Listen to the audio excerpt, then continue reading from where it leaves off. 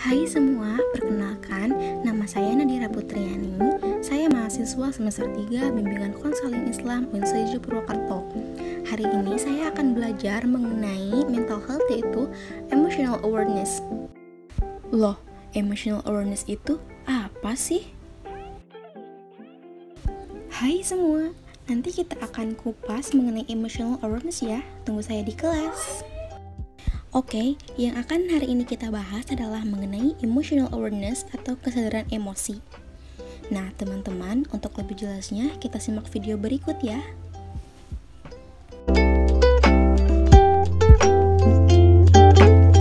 Baik, kita mulai dari awal ya. Apa itu bimbingan konseling? Nah, bimbingan dan konseling adalah suatu proses usaha yang diberikan konselor atau guru untuk memfasilitasi atau membantu konseli atau individu atau murid agar mampu mengembangkan potensi atau masalah yang dapat dikelompokkan ke dalam 4 bagian, yaitu pribadi, sosial, akademik atau belajar, dan juga karir.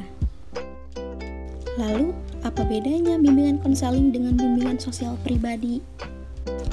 Tentu saja ini akan berbeda, di mana bimbingan dan konseling pribadi sosial adalah merupakan bantuan berkelanjutan yang diberikan kepada individu yang bertujuan untuk membantu pengembangan potensi diri melalui modal sosial sehari-hari di lingkungan sekolah, keluarga, dan masyarakat.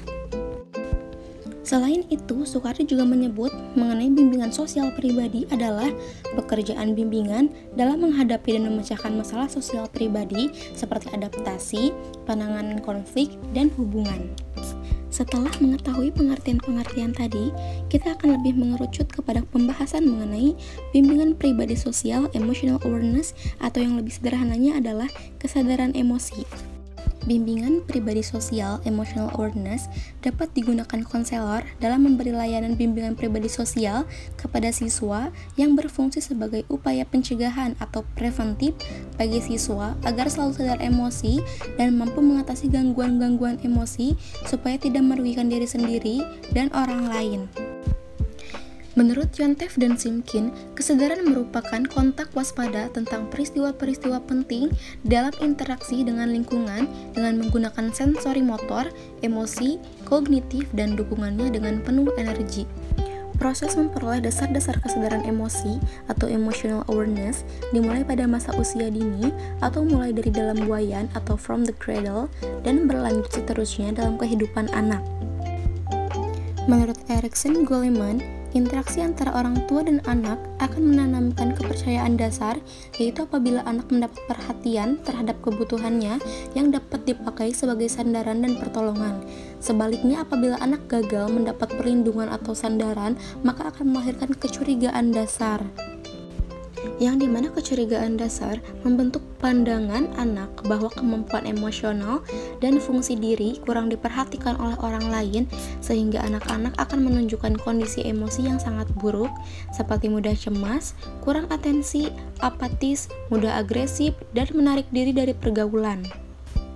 Dari hasil-hasil penelitian menunjukkan bahwa peran orang tua dalam pengendalian emosi anak sejak anak masih kecil atau bayi sangat menentukan perkembangan anak di kemudian hari.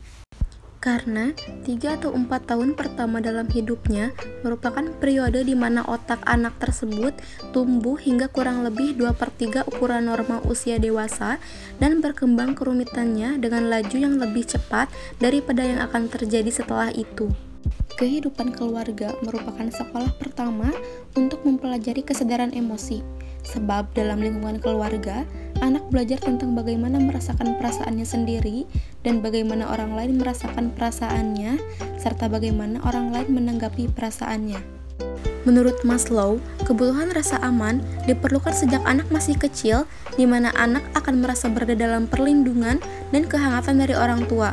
Kebutuhan akan rasa aman dapat dipenuhi bila ada penghargaan dan simpati dari orang tua. Strategi pengembangan yang digunakan dalam penelitian emotional awareness ini adalah menggunakan terapi focus solution atau TFS. Terapi ini tergolong pada pendekatan postmodern yang tidak dipelopori oleh tokoh tunggal, melainkan hasil usaha kolektif yang terjadi berkat kepeloporan Insoo Kim Berg dan Step de Sager. Insoo Kim Berg adalah teoretikus utama tentang terapi fokus solution atau TFS, dan bersama Steve DeSager, mereka memimpin dan melaksanakan berbagai lokakarya tentang terapi fokus solution di Amerika Utara, Eropa, Australia, dan Asia. Selanjutnya, proses terapeutik dalam terapi fokus solution atau TFS mencakup dua aktivitas. Yang pertama, aktivitas menumbuh kembangkan kesadaran atau consciousness raising, dan aktivitas membuat pilihan sadar atau choosing. Selanjutnya, solusi terapi fokus solution atau TFS menurut De Jong dan Kim Berg dalam Corey. Yang pertama, klien diberi kesempatan untuk mendeskripsikan problem. Yang kedua, terapis bersama klien mengembangkan tujuan-tujuan yang jelas. Yang ketiga, terapis membantu klien mengeksplorasi saat-saat ketika problem tidak terjadi. Yang keempat, menumbuh kembangkan solusi atau solution building conversation. Terapis memberikan ringkasan umpan balik atau summary feedback. Yang kelima, terapis bersama klien mengevaluasi kemajuan yang telah dicapai.